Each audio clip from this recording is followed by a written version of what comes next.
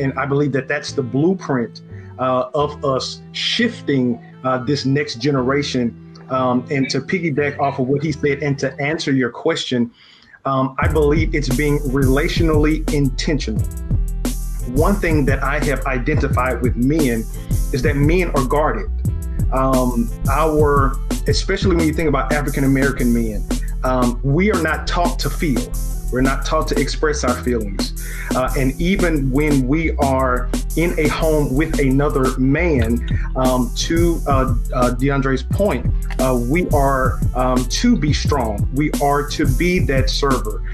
So when another man engages another man, they are immediately in a place of defense rather than in a place of reception.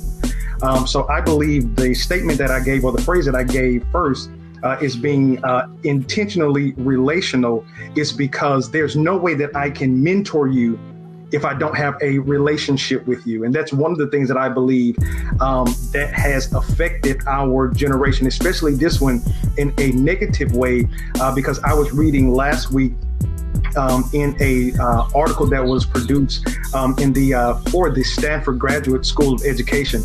Only 2% of teachers are Black men in America. I want you to think about that.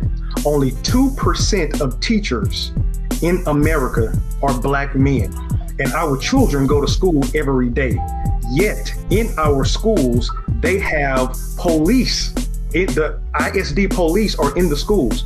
So our young men are having an interaction with an authoritative person first, before they have one with an instructional person. So if I am first privy to someone that is telling me what to do from an authoritative standpoint, it makes it hard for me to receive that what to do from somebody that is trying to instruct me. So I believe that we have to first break the barrier down of building relationships. So when that relationship is built from man to man, then it's easy for Moses to be able to have a relationship with Joshua. But then in this generation too, we have to check some Moses, because we have some Moses in this generation that's jealous of Joshua. So then there is a dichotomy that has to happen.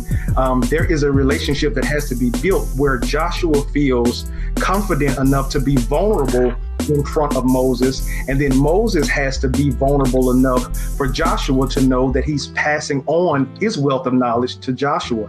And I believe that if we ever get to that understanding, that we would, as a African American community, especially a community of men, we will be at a point where we're passing the baton.